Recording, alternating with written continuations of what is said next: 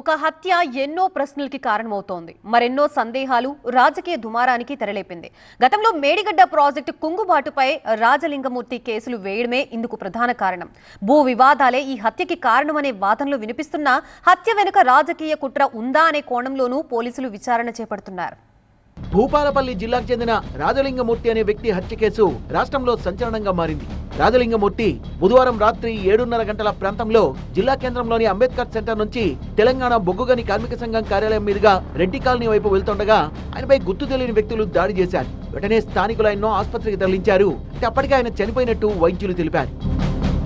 రాజలింగమూర్తి హత్య ఘటనపై అనేక అనుమానాలు వ్యక్తమవుతున్నాయి. రాజలింగమూర్తికి పలువురితో భూ వివాదాలున్నాయని, అవే ఆయన హత్యకు దారితీసినొచ్చని పోలీసులు అనుమానిస్తున్నారు. మేడిగడ్డ కుంగుబాటుపై ఆయన కేసులు వేయడంతో ఈ హత్య రాజకీయంగా దుమారం రేపుతోంది. అధికార కాంగ్రెస్, విపక్ష బీఆర్ఎస్ మధ్య మాటల యుద్ధానికి తెరలేపింది. రాజలింగమూర్తి హత్యను ఖండించిన భూపాలపల్లి ఎమ్మెల్యే గండ్ర సత్యనారాయణ దీనిపై సిబిసిఐడి విచారణ జరిపించాలని డిమాండ్ చేశారు. నిందితులు ఎంతటి వారైనా కఠినంగా శిక్షించాలన్నారు. రాజలింగమూర్తి మీద జరిగినటువంటి హత్య ఇది భూపాలపల్లిలో మొదటి హత్య. ఇలాంటి హత్య తీవ్రంగా కాంగ్రెస్ పార్టీ ఖండిస్తుంది. ఆ హత్య చేయడంలో ఒక సుపారీ ఏమన్నా పాత్ర ఉందా? దాని వెనుక ఎవరైనా ప్రోత్సహించినటువంటి వ్యక్తులు ఉన్నారా? విచారణ జరిపించాలని కూడా పోలీసుల ద్వారా మేము కోరాం. రాజలింగమూర్తి హత్యను తీవ్రంగా ఖండించారు కాంగ్రెస్ సీనియర్ నేత బి హనుమంతరావు. మేడిగడ్డపై హైకోర్టు తీర్పు నేపథ్యంలోనే ఆయన్ను హత్య చేశారని ఆరోపించారు. ఆఖరుకు ఎవడన్నా వ్యక్తి సోషల్ సర్వీస్ చేసిన వ్యక్తిని చంపడం అంటే ఇంతకంటే దుర్మార్గం లేదు. దీని వెనకాల ఎవరున్నారు? హైకోర్టు ఇవాళ తీర్పు ఇస్తుండేది. ఆ తీర్పు కంటే ముందే అతన్ని చంపేసారు. రాజలింగమూర్తి హత్యతో తనకు బీఆర్ఎస్ కు సంబంధం లేదన్న మాజీ ఎమ్మెల్యే గండ్ర వెంకటరమణారెడ్డి ఈ హత్యకు భూ వివాదాలే కారణమని తెలిపారు. భూ వివాదంపై మృతుడు, అతని ప్రత్యర్థులు పరస్పరం పోలీసులకు ఫిర్యాదులు కూడా చేసుకున్నారని వివరించారు. హత్యపై సిబిఐతో విచారణ జరిపించినా తమకు అభ్యంతరం లేదన్నారు. భూ వివాదాలే కారణమని, ఈ వ్యక్తికి అక్కడ ఉండేటువంటి కొంతమంది వ్యక్తుల మధ్య భూ వివాదాలకు సంబంధించినటువంటి పంచాయతీ నడుస్తున్నది, కోర్టులో ఉన్నది అనేటువంటి సందర్భంలో ఈ చంపినటువంటి వ్యక్తులు కూడా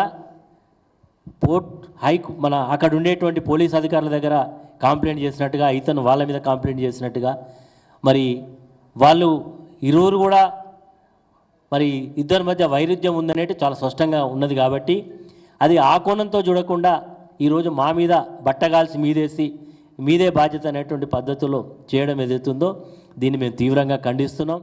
మరోవైపు ఈ అంశంపై ఉన్నత స్థాయి దర్యాప్తు జరపాలని డిమాండ్ చేశారు తెలంగాణ బీజేపీ అధ్యక్షుడు, కేంద్ర మంత్రి కిషన్ రెడ్డి. ప్రజాస్వామ్యంలో హత్యలకు, గూండాయుధానికి స్థానం లేదన్నారు. వారు కొన్ని ప్రభుత్వ పథకాల మీద జరిగిన అక్రమాల మీద వారు కోర్టులో కేసు వేశారని కూడా వార్తలు వస్తూ ఉన్నాయి. ఈరోజు ఆ కేసుకు సంబంధించినటువంటి ఆర్గ్యుమెంట్స్ కూడా ఈరోజు ప్రారంభం కావాల్సి ఉందనే విషయం కూడా వచ్చింది. కాబట్టి నేను పోలీస్ అధికారులను కోరుతా ఉన్నాను, రాజకీయాలకు తావు లేకుండా దీనిపైన సమగ్ర జరపాలి, దర్యాప్తు జరపాలి. భూపాలపల్లిలో రాజలింగమూర్తి హత్య ఘటనపై సీఎం రేవంత్ రెడ్డి ఆరా తీశారు. ఉన్నతాధికారుల్ని వివరాలు అడిగి తెలుసుకున్నారు.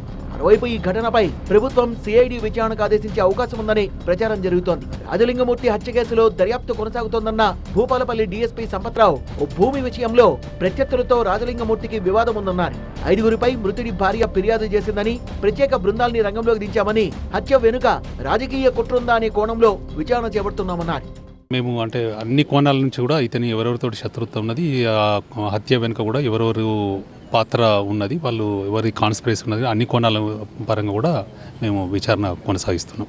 అంటే స్పెసిఫిక్గా ఇంకా పూర్తిగా రావాల్సి ఉన్నాయి అన్ని విషయాల నుండి అంటే మేము ఇప్పుడు ఒక్కటే ఏం చెప్పలేము. ఎందుకంటే పూర్తిగా అక్యూట్ కూడా అదుపులో తీసుకున్న తర్వాత మాకు ఇవన్నీ బయటకు వచ్చే అవకాశం ఉంటాయి. మొత్తానికి రాజలింగమూర్తి హత్య వ్యవహారంపై ఓవైపు విచారణ జరుగుతుండగానే దీనిపై అధికార విపక్షాల మధ్య విమర్శల రాజకీయం కొనసాగుతోంది.